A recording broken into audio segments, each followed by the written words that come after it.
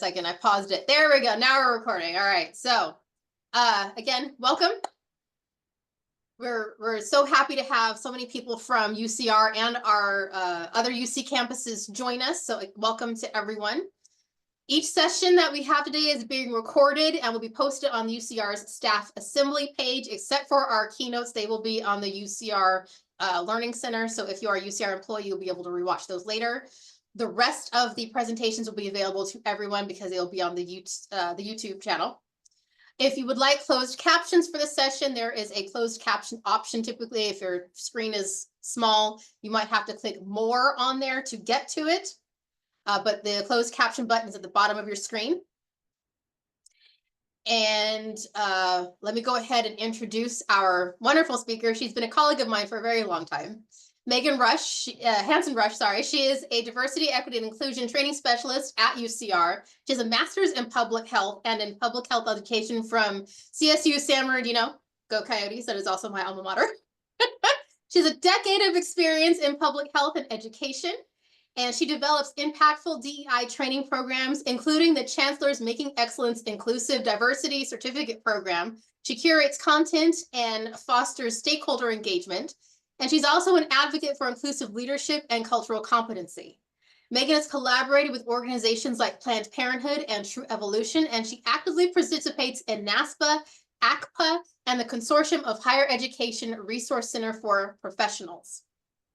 Dedicated to fostering equity, allyship, and self-awareness, Megan is currently creating bias and bigotry training models to combat systemic discrimination and promote workplace inclusivity. So I am thrilled to welcome Megan Hansen Rush. Thank you, Megan. I'm going to go ahead and go off of audio and video and turn it over to you.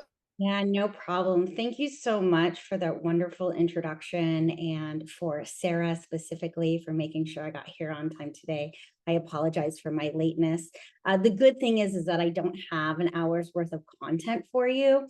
So what we can do is we can go over what the MEI program is, and then I can more than happy to answer any questions you have. And we can even kind of talk about the state of DEI as it currently stands in California, because I'm sure there's probably many questions about that. So thank you again, and let's get started. What is the MEI program? Well, what I first want to talk about before I do that is our continued commitment to equity, diversity, and inclusion here at UCR and through the UC system.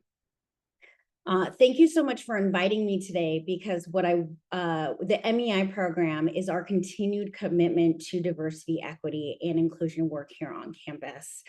The UCOP has talked a lot about what the state of DEI is right now within our system, and the messaging is full steam ahead.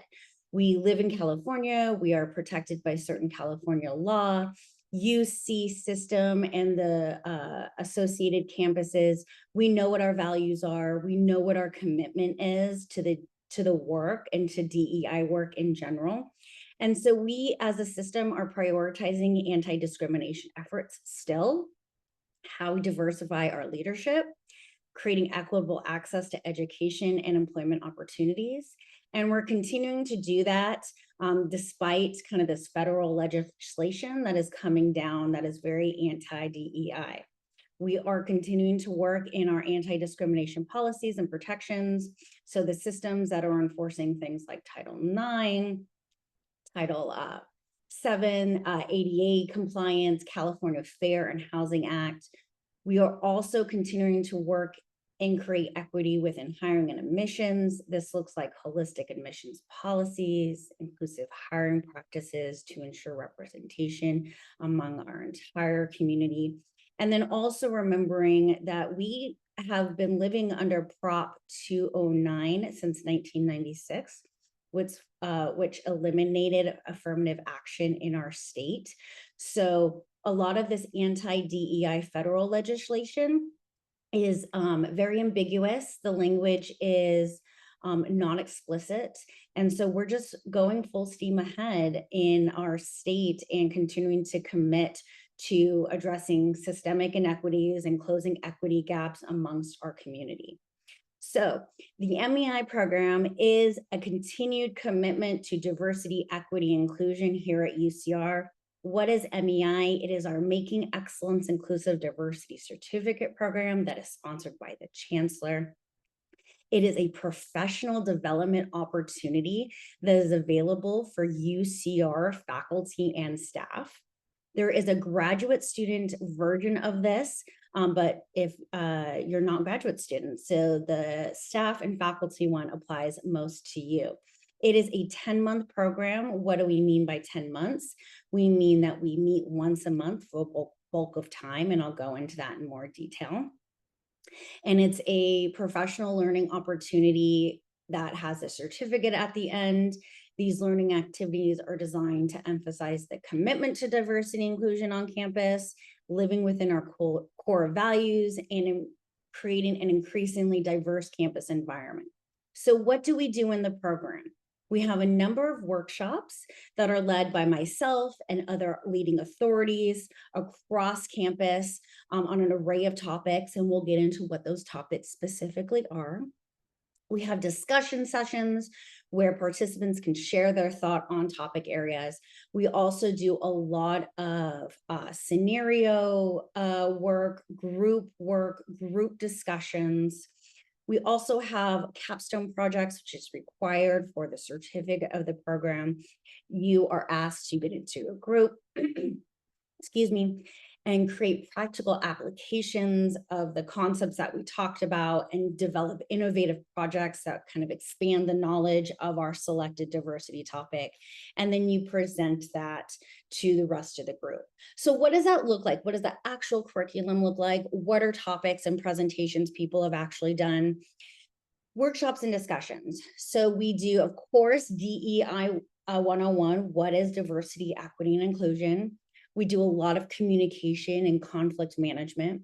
We talk a lot about anti-discrimination and retaliation policies, both at the UCR and UC level.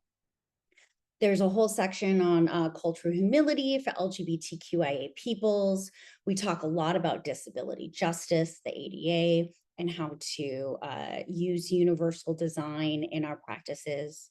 And then we talk about, again, more important stuff, anti-racist practices for UCR staff and faculty, Islamophobia and anti-Semitism for staff and faculty. These are big topics right now. They've always been big topics, but the curriculum is beginning to reflect these major issues that we're constantly navigating on campus. We talk about campus protests and how to navigate them, First Amendment rights, and managing legal risk. So that is a quick outline of the curriculum. Each topic, because we meet once a month, we usually do 1 or 2 topics a month, along with our guest speakers and our continued group work and discussion work. Like I said, there's a capstone project and project presentations. Past projects and presentation topics include things like how to create restorative justice for respectful campus conduct, how we think about flexible work schedules for an inclusive environment. We have a project that it talks about equity in funding for international students, particularly international graduate students. And then we have everything from recognizing and supporting facility staff, transportation accessibility for an inclusive campus, empowering bystanders, demystifying HR practices, transition support for disabled veterans, transgender inclusion in athletics, post-graduation preparation with respect, housing for formerly incarcerated undergraduate students, and clear pathways for staff advancement. This is just a quick outline of some of the projects and presentations that our groups that are made up of our faculty and staff have done in the past. Because we work closely with HR and human resources, we're able to implement some of these projects. So while they are based in theory, they have actual and potential implementation potential for wider campus. And some people's projects have actually gotten implemented across campus. So who's eligible? Any staff or faculty who works at UCR who has completed their probationary period and has the endorsement of their supervisors can participate in our MEI program. The biggest barrier I have found with our staff and faculty is not that they're in their probationary period or not that they don't have the support of their supervisors, but simply finding the time to dedicate to the program. The time dedication and commitment is as follows. This year's cohort, which we're in the middle of right now, the new cohort will start in fall of 2025. But this cohort that we're currently in uses a combination of both in-person and online Zoom meetings. So just being prepared, if this is something that you're interested in, that it's a combination of both online and in person. We do meet once a month for 10 months, starting at the top of the year from October to June. And we meet every third Thursday for 4 hours from 1 p.m. to 5 p.m. While this does not maybe think or feel like a huge commitment right now, we all know that on some level, we are all overworked. We are looking to probably more say no to things than we are to yes to things. But what I really encourage you about this particular program is that if you can find that 4 hours a month to dedicate to it, and you make sure that it's okay with your supervisor, people get a lot out of this program. Everybody from novice who are like, I don't even really know what DEI work looks like, to oh, I do DEI work all the time and I really want to refine my skills. This program is for everybody from one end to the spectrum to the other and everybody in between if you can find the time to do it. This is just a quick outline of what our schedule looks like this year. It will be very similar come October 2025 because it still fits around the same time and days that we do it. But you can see there's a combination of in-person and Zoom meetings. We have our first session that's in person, our very last session where you present your projects and your presentations, and then we have one that's right in the middle. Questions, comments, how can I answer any of those? I'm going to stop sharing my screen because I'm actually done, but we can continue to talk about other questions. Let Yeah, me a couple of questions have come in the chat. absolutely, let's talk about those. So is there a process to obtaining endorsements from our supervisors? So maybe a little bit more about what the application looks like. Absolutely. The application is really about what you will get from the program.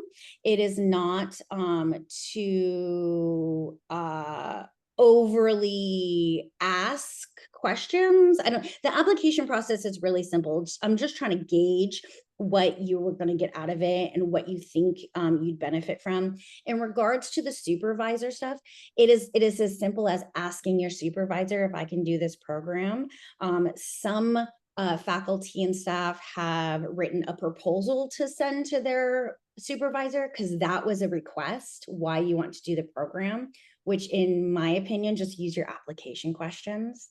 Don't redo the wheel or reinvent the wheel. Just, submit what you would submit for an application to your supervisor. And some have just simply said, hey, supervisor, I'm doing this MEI program come fall. Hope you're okay with it. Bye.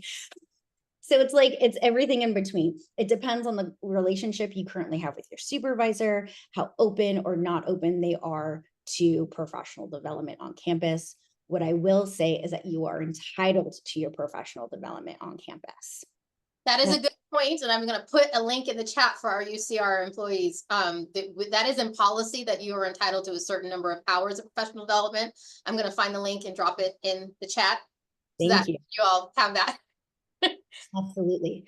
Are there opportunities for openings to other UC campuses?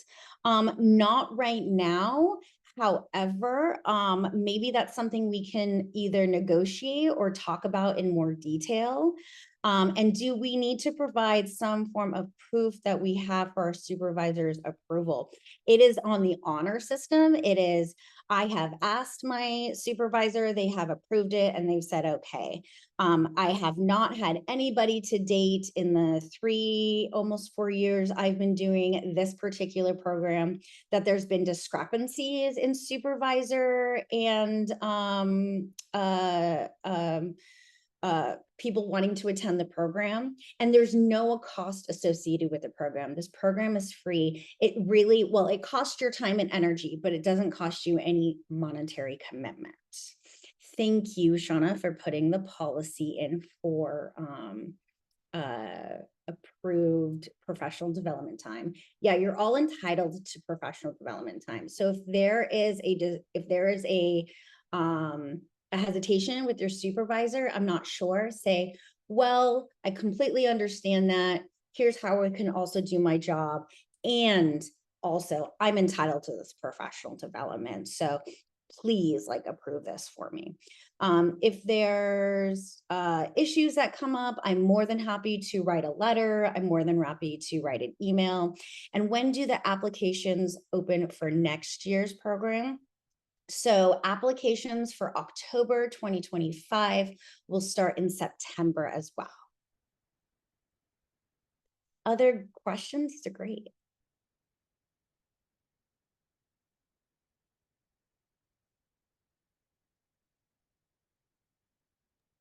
David, you typed number in the chat. I want to make sure we answer your question. What did that mean?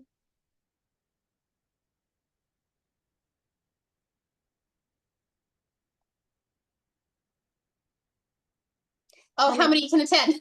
Thank you for the clarification. So the how many can attend is completely based on how many people apply. I had 25 applicants this year, so I accepted 25. If 30 applicants apply, I would probably accept 30. I don't do a lot of turning away unless there is just logistical issues. Like I really want to attend the program, but I'm a faculty member and I know that I teach every Thursday from 1 to 4 or 2 to 5, which is in that gap of when we meet. Unfortunately, attendance is required for all sessions with the exception of one session that you can't attend for emergency reasons. It's how I get you to stay in the room. It's how I get you to have a conversation. And it's what's required for the certificate at the end is making sure that you can attend. So you must attend all sessions with the exception of you get one excuse, but I will usually accept as many people as apply to the program. Will we receive a link in September? Yeah, I can send out links to the application in September. Yeah, it's not really competitive. You can just spend the time. Absolutely. It's not it's more of I want to make sure you're going to get something out of the program. So I apply to gauge that. And then, yes, just following up.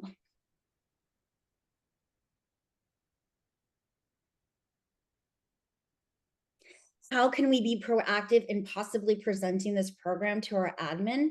Invite me to one of your staff meetings. I will come and do this presentation all over again for you. And then I can talk about it within maybe the context of your work or maybe what your department is looking for. And I can curate it and tailor it to your department's needs with this presentation. Invite me to a staff meeting, invite me to one of your group meetings. I'm happy to present for your admin and for all of those supervisors as well. So you can just reach out and invite me places, and I'm happy to come and present for you.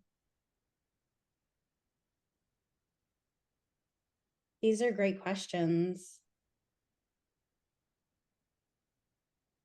Yeah, so our continued commitment to diversity, equity, inclusion work at USART is broad, and it's still, we're known for our DEI work here on campus.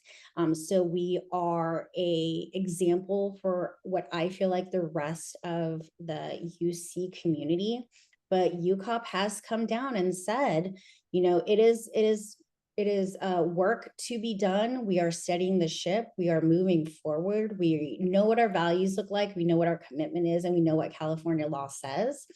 And so if there's any fear about this particular program going away, it's not. This program has been here for over 10 years. And I think it's over 15 now. My baby, yeah. Yeah, it started with Yolanda Moses, who is still a 10-year faculty here on campus, but she was one of the first people to start our DEI office and program, and she was the original developer of the curriculum. Does the UC system receive federal funding that may be threatened by our commitment to DEI? We don't receive any direct DEI funding. However, that doesn't mean that the entire campus will not be affected by these huge budget cuts. You saw, or if you didn't see, President Drake's hiring freeze announcements, or freezing our hiring, which means we already know that we're low on staff anyway. We already know we're understaffed. So we will be expected to continue to work harder with less. The other funding, the research funding, the HSI funding, all of that stuff, if the federal government stops that, it will affect our ability to do lots of more other things on campus besides DEI. Yeah, and I want to work here because the school's obvious commitment to DEI.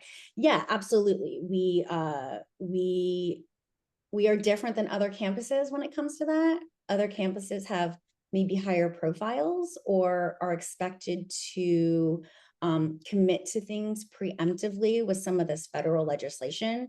We have just said no to that. We're not doing any preemptive compliance. We are not getting rid of the department.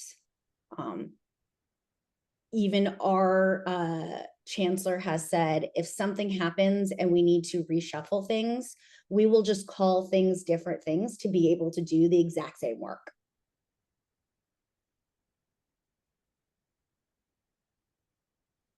Other questions?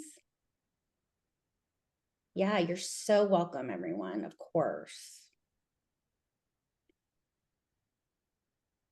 Yeah, it is a relief to hear, because you have other universities in other states making preemptive compliance. You even have like USC, which we know is a private school and relies heavily on donors and funding.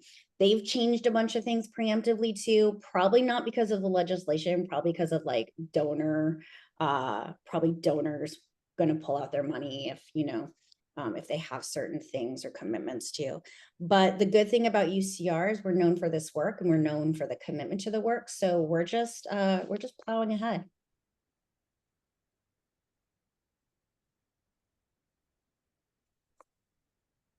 We have a few minutes left. So I'm also happy to talk about other DEI issues on campus, or if you have questions about that, I can field any questions.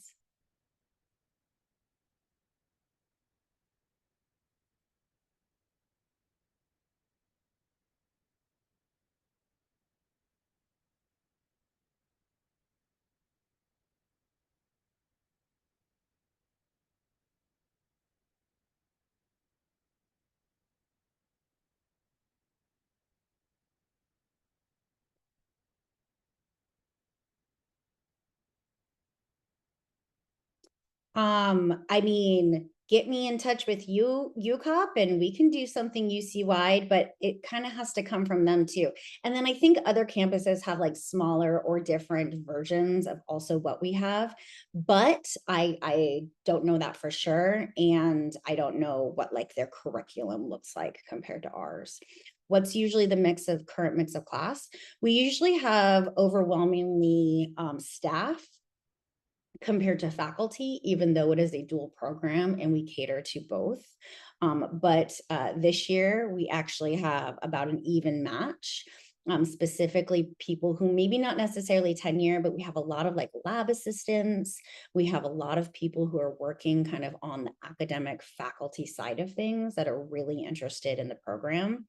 So it's usually but in regards to like staff versus faculty, but it's usually a whole mix of kind of everybody on campus. We already have a diverse campus. We already have people who are dedicated to the work. So a lot of people who join our MEI program are what I call our early adopters, those who want to continue to do good work on campus, as well as people who've been doing the work on campus who want to refine their skills.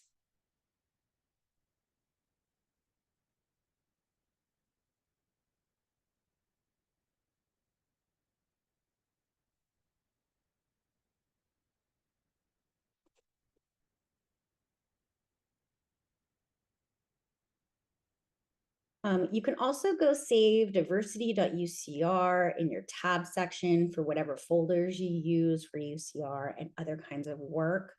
The application and the information for the program always lands there first, and then other outlets like Instagram or other websites that carry our information with them that downstream to other websites, but you can always hit diversity.ucr.edu first for application and more information on the program, as well as other resources if you want to implement them with your department or your staff. And then as well as any and all contact information for our office, for Dr. Lamb, our Vice Chancellor of DEI here on campus, and many other things like our affinity groups and all the collection of kind of the DEI work here at UCR.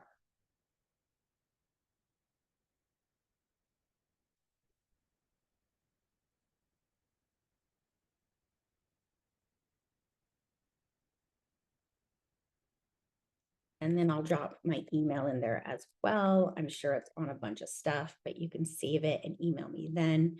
Feel free to invite me to your staff meetings and I can present, or your department meetings. And I really just need about 15 minutes of your time for those, so I don't have to take up your entire meetings.